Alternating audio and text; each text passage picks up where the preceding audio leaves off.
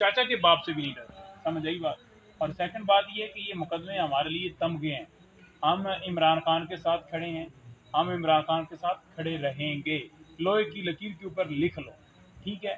और सेकंड बात ये रहेगी ना कि आपने मेरे ऊपर तो बना दिया ना कि मुस्तफ़ा कुरैशी और सुल्तान राई, बेशक कल एक जेम्स बॉन्ड बना दो किसी मुकदमे में, लेकिन हम अपने मौक़िफ़ से कोई बंदा पीछे नहीं हटने वाला। और इंशाल्लाह आप देखेंगे कि 21 को जलसा होगा और इंशाल्लाह डंकी की चोट पर करेंगे और आपके घर में आकर करेंगे, पूरी बारात के साथ आएंगे और आपके घर में जलसा होगा। अच्छा, ये जो 21 सितंबर आ रहा है उस दिन जो अटक पुल है उसके ऊपर आप लोग तैयारियों में, राणा सनोवाला एक एक दिन गिन रहा है, उसका ट्वीट जाके चेक करें। वो कहता है कि आज के बाद 5 दिन रह गए हैं, आज के बाद 4 दिन रह गए हैं। वो काउंटडाउन शुरू कर रहा है कि वो कह रहा है कि ये ज़रा अटक वाला पुल क्रॉस करें, मैं इनको फिर देखता हूँ। राणा सनावला तो इस वक्त पंजाबी कहते हैं ना छुट्टे हुए कारतूस है। ये सारे इस टाइम छुट्टे हुए कारतूस ने, इनको पता ही नहीं है कि वो मसवदा क्या आ रहा है। सारी रात ये सोचते रहे हैं कि वो किधर है, एक दूसरे से पूछते रहे। तो इनकी ये औकात है, ये इनकी टके की औकात है और इनकी वैल्यू नहीं है। आप इससे अंदाज़ा लगा लें कि जिसको अपना नहीं पता कि हम कानून साजी लेकर आ रहे हैं, वो कहीं और से आनी है, तो फिर इनकी क्या वैल्यू। उन्होंने इनको दिए ही नहीं, ये इनकी औकात है। और वो धमकियां दे रहा है कि हम अटक बोलो, तू अटक की, तू आगे आ जा, तेन वेख लवेंगे असी उत्ते इंशाल्लाह। अच्छा अच्छा, ये बताइएगा कि ये जो पाकिस्तान तहरीक इंसाफ जलसा करने जा रही है लाहौर में, और बड़े अरसे बाद मीनार पाकिस्तान में पाकिस्तान तहरीक इंसाफ पावर शो करने जा रही है, तो तमाम तर तैयारियां मुकम्मल हैं, मरीम नवाज़ की तैयारियां भी मुकम्मल हैं, पंजाब पुलिस की भी तैयारियां मुकम्मल हैं, और आप लोगों की भी तैयारियां मुकम्मल हैं फिर? एक कार्ड देखा था मैंने जिसके ऊपर आप मेहमान खसूसी भी हैं उसमें? मुतमनी शिरकत वो लिखा होता है ना, वो मेरा लिखा हुआ था। इसी तरह से कोई और दोस्त थे। और जो ये कार्ड कौन बना रहा है वैसे, ये शादी के कार्ड? ये ये शादी के लड़का कार्ड जो है वो अली बड़ी अमीन को बड़ी बना दिया, लड़की तो अच्छी मरियम बात है, नवाज को बना दिया। तैयारी रखें, हम इंशाल्लाह आएंगे और धूम से आएंगे, पूरी बैंड बाजा लेकर आएंगे और आपका जो है ना वो इंशाल्लाह पूरा सदबाब करेंगे, पूरा बैंड बजाएंगे इंशाल्लाह। ये वलीमा किधर सियालकोट तो नहीं होना?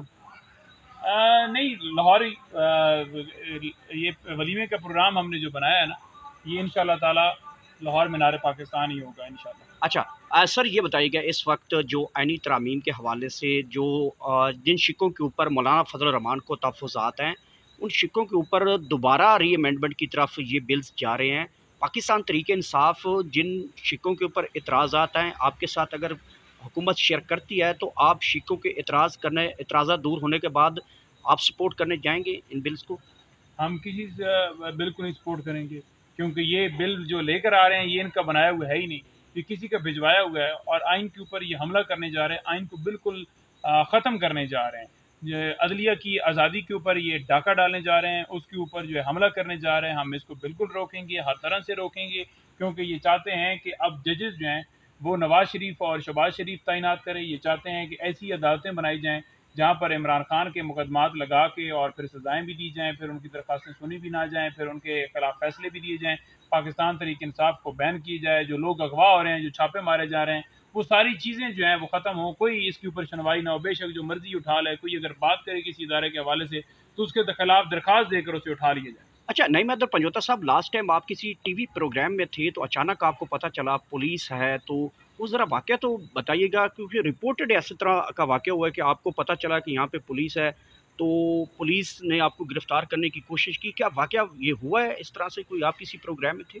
बिल्कुल जी, मैं एक प्रोग्राम के अंदर था, मैं उनका नहीं बताना चाहता क्योंकि फिर उनके ऊपर सख्ती भी होगी। और मैं उनके प्रोग्राम में था। उससे पहले जो है वो मुझे पता चल गया था कि ये सारा सूरत हाल हो गई है, एफ़आईआर हो गई है। और जब मुझे पता चला तो मैंने उन्हें कहा कि पुलिस जो है उससे ज़रा खबर रखिएगा, और पुलिस जो है वो वहाँ पर आ गई। तो जब पुलिस आई है तो उन्होंने फिर मुझे आकर बताया, और बड़ी उनकी मेहरबानी कि उन्होंने वहाँ से कहा कि आप इस साइड से आप सेफ होके महफूज हो सकते हैं। तो लिहाजा हमें तो गिरफ्तारी से डर नहीं है, मैं तो अभी भी खड़ा हूँ।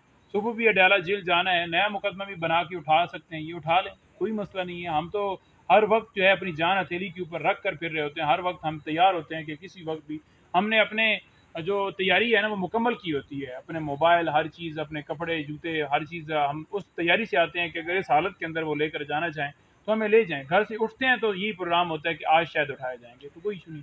अच्छा ठीक है, जो इस वक्त मौलाना फजल रहमान साहब का स्टेटस है इस सारे आइनी तरमीमी बिल के हवाले से, आप सेटिस्फाई हैं कि मौलाना फजल रहमान आपके साथ खड़े हैं?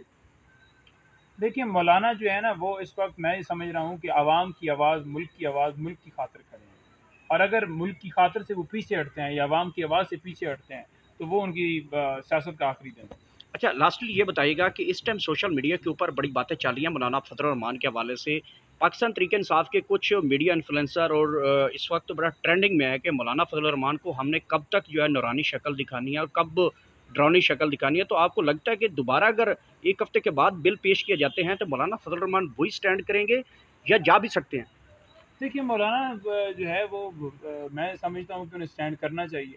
अगर छोटी-मोटी भी मैं जहाँ पर उनका मौक़िफ़ ये है कि फ़ॉर्म 47 वाले हैं और ये हुकूमत नाजायज़ बनाई गई है, तो फिर उनका मौक़िफ़ अगर किसी एक तरमीम के ऊपर भी वो सपोर्ट करते हैं तो वो उनका मौक़िफ़ जो है ज़ाया हो जाता है। तो उस मौक़िफ़ को देखते हुए उन्हें सपोर्ट नहीं करनी चाहिए। कल इंट्रा पार्टी इलेक्शन के हवाले से जो है चीफ इलेक्शन कमिश्नर ने दोबारा तलब किया है पाकिस्तान तहरीक-ए-इंसाफ को और साथ ही मौलाना फजल रहमान को भी तलब कर रखा है, उनके भी इंट्रा पार्टी इलेक्शन के हवाले से उनका केस है। तो अभी तक इंट्रा पार्टी वाले इलेक्शन में मौलाना फजल रहमान को अचानक हुकूमत ने ये जो केस बनाने जा रही है उनकी पार्टी के ऊपर, क्या समझ रहे हैं? मौलाना को छेड़ने जा रहे हैं या फिर मौलाना पहले ही छिड़ चुके हैं? एस्टेब्लिशमेंट प्रेशर डाल रही है कि वो उनके साथ मिल जाएँ। वो खड़े हुए हैं। आप इससे अंदाज़ा लगा लें कि आज तक मौलाना को क्यों नहीं बुलाया गया उसकी पार्टी को। क्यों सिर्फ़ पाकिस्तान तहरीक-ए-इंसाफ को बुलाया जाता था। अब आपको नज़र आ गया होगा कि वाक़ई जो है वो किस तरह से टारगेट किया जा रहा है और किस तरह से कर रहे हैं। और इलेक्शन कमीशन जो है ना ये तो देखें ये तो मिसकंडक्ट किया है इलेक्शन कमीशन ने।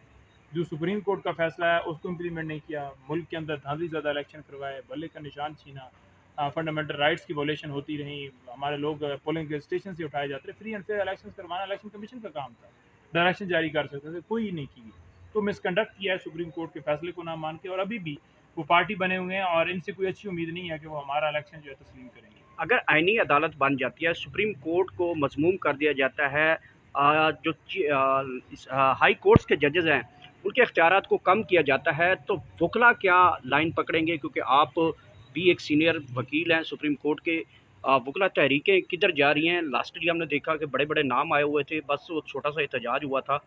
तो एक बड़ा एहतजाज हो सकता है, वकला बाहर निकल सकता है इस सारे सिनेरियो में? बिल्कुल जो है वकला इंशाल्लाह ताला निकलेंगे और वकला तहरीक चलाएँगे। अहमद साहब ने अनाउंस किया, मैं तो हमेशा से अहमद साहब को कहता भी रहा हूँ, ट्वीट भी करता रहा हूँ कि आप लीड करें, हम आपके साथ हैं। तो उन्होंने फ़ैसला किया है, बड़ी अच्छी बात है उन्होंने फ़ैसला किया। ये फ़ैसला मेरा ख़्याल में पहले हो जाना चाहिए था, चलो अब भी हुआ, बेहतर हुआ और अब उन्हें चाहिए कि इसे लीड करें, हम इंशाल्लाह ताला पूरी सपोर्ट करेंगे और उनका साथ देंगे। अब अहमद साहब आपको जानते हैं कि आप चौधरी नईम हैदर पंजोता हैं? वो पहले भी जानते थे, उस ट्वीट की वजह से वो गुस्सा किया उन्होंने।